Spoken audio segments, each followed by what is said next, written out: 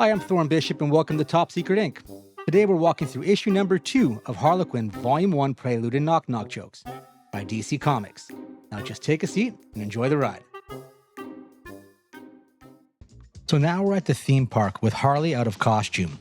She's rocking her sexy doctor's outfit because apparently that's her idea of going undercover. She's at the theme park on a roller coaster they're about to sabotage. And here's where it gets ridiculous. Buster has a weak stomach for amusement park rides. The guy's a criminal who works for the Joker, but a little loop-de-loop makes him queasy. Like priorities here, Buster.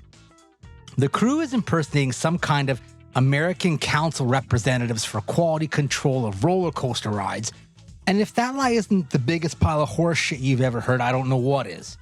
But somehow, and I can't stress this enough, park security actually believes this absolute garbage and closes the ride so that Dr. Harleen and her staff can make the required adjustments to the ride. Because apparently Happyland's hiring standards are about as rigorous as the background checks they have for these employees. When they all get back to headquarters, the guys, including the Joker, are laughing it up, all about the costume freaks at the park and how none of the outfits actually match the real heroes or villains. They're also roasting some of the gender-swapped costumes because apparently even homicidal maniacs have opinions about Comic-Con accuracy. The Joker and his goons drop off a giant-sized jack-in-a-box, the roller coaster, and Harleen and the guys celebrate after finishing all their modifications to successfully sabotage the ride. Mission accomplished, right? Well, hold that thought. Later that evening, Harleen is hanging out with Lewis at the roller coaster, having a heart-to-heart about their lives. Because nothing says deep conversation like chatting next to a murder machine you've just finished building. Here's where we get some actual character development. Lewis tells Harley he's a family man, and he hopes that someday when he dies, a journal of all his adventures will help his family get rich from a book or some movie royalties. That's actually kind of sweet, in a completely delusional criminal way. Like, good luck explaining to Netflix that your dad's memoir is about working for a psychotic clown. Then, out of the blue, pops the real Poison Ivy. And she's slightly peeved.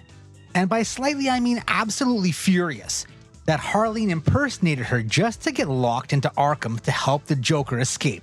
I mean, you can't blame her. It was a pretty solid jailbreak plan. But identity theft is still identity theft, even among criminals. Ivy's doing her traditional man-hating routine, and as angry Harley keeps going back to the Joker, even though they all know he's just using her. And honestly, Ivy's not wrong here. She's literally the voice of reason, which is terrifying when you think about it. Now, Lewis is listening to a police scanner, and there's a report that there's been a sighting of Harley Quinn on the other side of town. Which is unfortunate because the Joker is about to start the festivities at Happyland. And by festivities, I mean kidnapping Mr. Happy Jack and his absolutely stunning wife. Lewis and Buster have both of them tied them down to the roller coaster, and it looks like they're gonna go for a little ride. The kind of ride that doesn't end at the gift shop, if you catch my drift. Surprise, surprise, Harley shows up, and she's shocked that the Joker is at the park, and even more surprised that he's not hurting or in pain. He should be resting back at the hideout, right? The Joker tells Harley that he's surprised too, and for that, he has other surprises for her. Inside the purple tuxedo jacket, he pulls out a bouquet of flowers. Aw, how romantic. Wait, no. Inside the bouquet, he draws a handgun and truly expresses how he feels. One shot, and Harley drops to the ground, bleeding onto the roller coaster platform. Jesus. Even Mr. J, even by your standards, that's cold. With Harley subdued, the Joker tells Buster to start the roller coaster and Lewis to use the remote to activate the giant-sized jack-in-the-box. The box opens up and fireworks shoot up into the air, forming an enormous image of the Joker.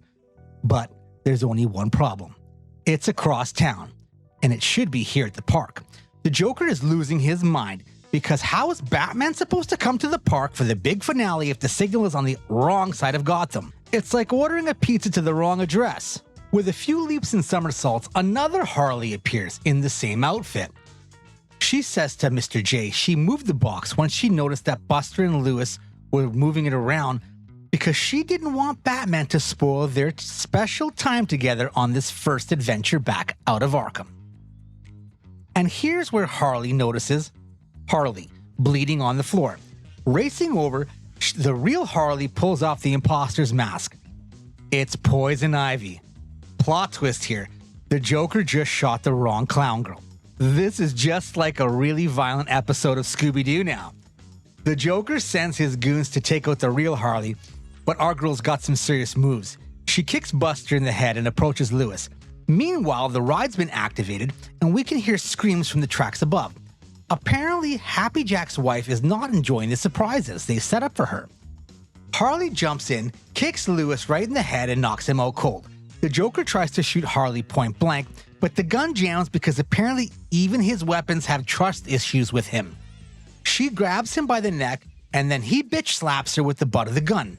Classy as always, Mr. J. With Harley on the ground, the Joker kicks her in the gut, and then Harley starts laughing and telling him the jokes on both of them. At the end of the roller coaster, there's a large Joker statue carrying a battle axe that's supposed to swing at the people riding the coaster. But she left a little present too, a large statue of herself on the opposite side holding a huge mallet. The scene shifts to Happy Jack and his wife approaching the two statues, screaming for help even though they know it won't do any good. Both statues wind up, and instead of hitting the riders, the trajectory's off and they end up smashing each other. The Joker starts laughing hysterically at how this turned out and offers Harley a hand to get up off the floor so that they can call a truce. Big mistake, Puddin'. Harley grabs his wrist and twists it, revealing the classic hand buzzer of death by electrocution.